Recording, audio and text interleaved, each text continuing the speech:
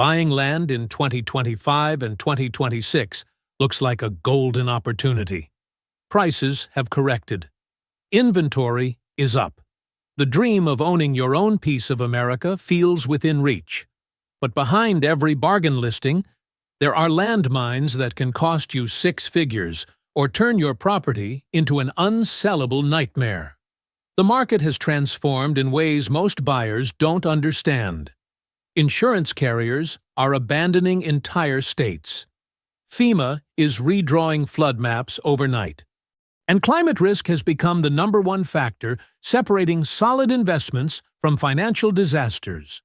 According to Bloomberg analysis, over 20% of land markets saw value declines in 2025, and the hidden costs are brutal. In this countdown, we're exposing the 10 fatal mistakes buyers are making right now. From number 10 down to the single deadliest error that's costing families everything. If you're thinking about buying land, grab a pen. This could save you hundreds of thousands of dollars. Hit subscribe to Housing Intel and ring that bell, because this is intelligence you won't find anywhere else. Number 10. Skipping seasonal property inspection. Most buyers visit a property once, on a sunny Saturday afternoon, fall in love with the views, and sign a contract. Fatal mistake. You need to see that land in multiple weather conditions, especially after heavy rainfall. Here's why. Water drainage patterns only reveal themselves when it's actually raining. That beautiful flat meadow? It might turn into a temporary pond after a storm. Road access that looks fine in July could be impassable mud in March. According to Federal Reserve lending data, properties with drainage issues see 20 to 30% lower appraisal values once problems are discovered. Walk the entire property after a heavy rain. Check for standing water, erosion channels, and how long it takes for ground saturation to clear. Visit during different seasons if possible. Winter reveals heating challenges and access problems. Summer shows you if shade exists or if you're buying a baking oven. Spring exposes flood risk. This isn't paranoia. It's protecting yourself from buying a property that's unusable 4 months out of the year. Number 10 might seem basic, but it's the foundation everything else builds on. Number 9. Overpaying without updated market comps. In 2025, land values are all over the map. Some markets are still climbing. Others have dropped 8 to 15% in just 12 months. Trusting Zillow estimates or comparable sales from 2023 is financial suicide. The land market moves slower than housing, but when it corrects hard. Texas exurbs and Florida inland markets have seen the steepest drops, with oversupply crushing prices. You need current professional appraisals. Yes, they cost $500 to $700 now, up from $300 to $400 a few years ago, but that's cheap insurance against overpaying by $50,000 or more. Banks require comps from the last 6 months for financing, and for good reason. Markets that were hot 18 months ago are cold today. Get an appraisal. Pull recent sales yourself from county records. Talk to local real estate agents who specialize in land. And remember, just because a seller is asking a certain price doesn't mean the land is worth it. In a cooling market, asking prices lag reality by months. Don't be the buyer who overpays at the peak and watches equity evaporate. If this breakdown is opening your eyes, tap that subscribe button to Housing Intel right now. Number 8. Buying without a current survey. Boundary disputes are one of the fastest ways to turn your dream property into a legal nightmare. Never, ever buy land without a current, recorded survey. Some sellers will offer you an old survey from 2015 or even earlier. Don't accept it. Property markers disappear. Steel rods get buried or removed. Fences don't always follow actual property lines. And here's the nightmare scenario. You build a structure only to discover it's actually on your neighbor's land. Surveys cost anywhere from $800 to $2,500, depending on property size and terrain difficulty. That feels expensive until you're facing a $20,000 to $50,000 lawsuit over boundary encroachment. A proper survey shows you exact property lines, identifies any easements cutting through your land, reveals encroachments from neighboring properties, and gives you legal protection. Easements are critical. You might discover a utility company has the right to dig up your backyard, or that your neighbor has deeded access to drive across your land to reach theirs. These aren't minor details. They're deal breakers. Always get a current survey. Always walk the boundaries with the surveyor if possible. And make sure it's recorded with the county. Number 8 is non-negotiable. Number 7. Ignoring wetland designations. Wetlands aren't just swampy areas you can drain and build on. They're federally protected in many cases, and building on them can result in fines exceeding $50,000. Worse, if a significant portion of your property is designated wetland, that land is essentially worthless. You can't build on it, can't develop it, can't do anything with it. The Army Corps of Engineers maintains wetland maps, and you need to check them before closing. Here's the terrifying part. Wetland classifications can be retroactive. Land that wasn't classified as wetland 5 years ago might be today. New environmental surveys, updated flood modeling, and climate data are constantly changing these designations. If you buy property and later discover half of it is jurisdictional wetland, you have zero recourse. The seller isn't liable if they didn't know. You're stuck with unbuildable land. Some buyers think they can just fill in wet areas or improve drainage. Don't. Wetland violations carry criminal penalties in some jurisdictions. Check the Army Corps maps. Hire an environmental consultant if there's any question. And if a significant portion is wetland, walk away. The discount price isn't worth owning land you can't use. Number 6. Gambling on flood zone status. Flood zones are one of the most misunderstood risk factors in land buying. Sellers love to say, "This property has never flooded." That's meaningless. What matters is what FEMA says, because FEMA determines whether you're required to carry flood insurance. And in 2025, FEMA has been aggressively remapping flood zones across the country. Properties that were in Zone X, considered minimal risk, are being moved into Zones A, B, or even V, high-risk coastal zones. According to FEMA data, thousands of properties have been remapped in the last 3 years alone. If your property gets reclassified into a high-risk zone, flood insurance becomes mandatory if you have a mortgage. That insurance can cost $2,000 to $8,000 per year, sometimes more. Suddenly, your affordable land purchase has an extra $500 to $700 per month in carrying costs.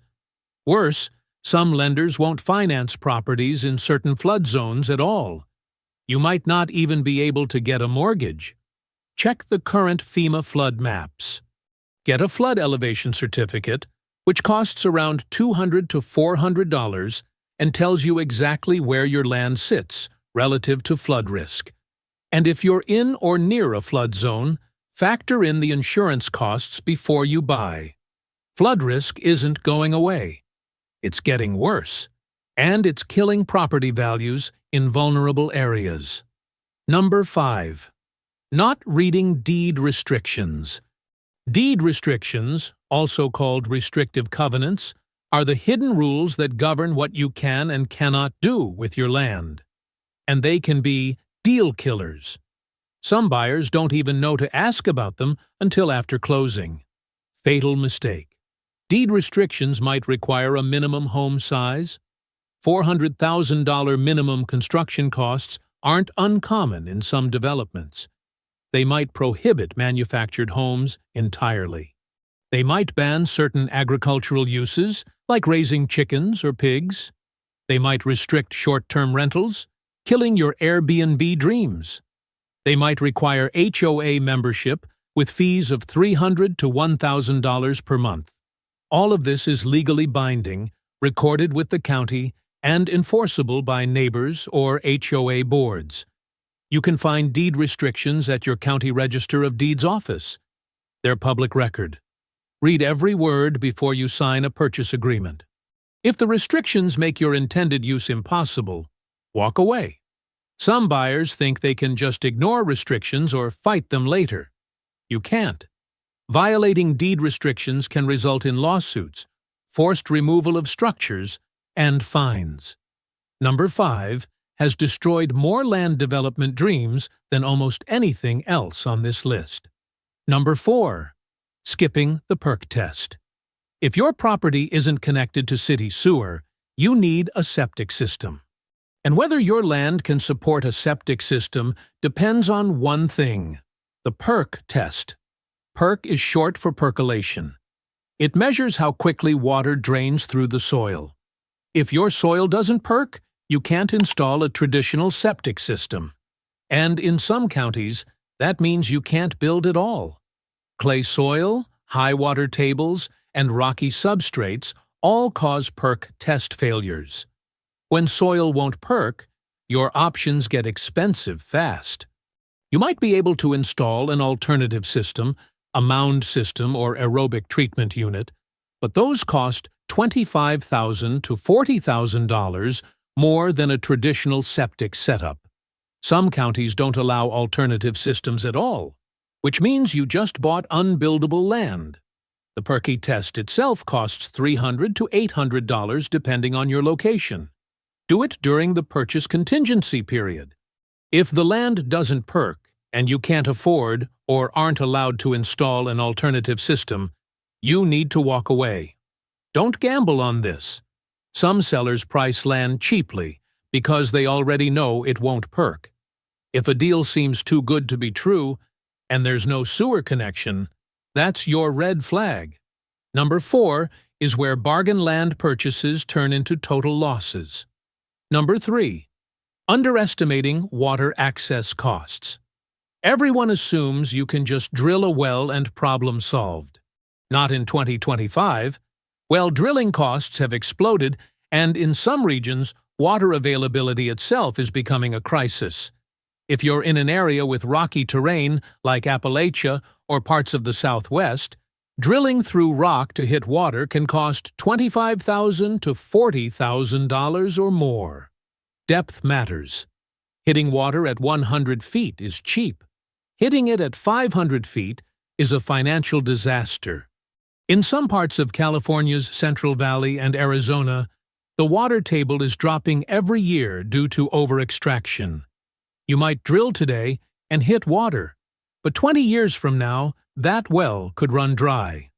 Some properties, especially in water-scarce western states, don't even come with water rights. You legally cannot drill a well. Your only option is hauling water at $200 to $500 per month, forever. Before you buy, research local well costs. Talk to well drillers in the area. Ask how deep most wells go. Check if water rights convey with the property. And if you're in a region facing long-term water stress, think very carefully about whether you're buying a sustainable property or a future problem. Water is the most fundamental resource. Without reliable, affordable access, your land is worthless. Subscribe to Housing Intel if you want weekly insights like this that protect your investment. Number 2. Ignoring insurance viability. This is new for 2025, and it's a market killer. For decades, buyers assumed insurance was always available. Not anymore. Major carriers have pulled out of Florida entirely due to hurricane risk. They've abandoned parts of California due to wildfire exposure.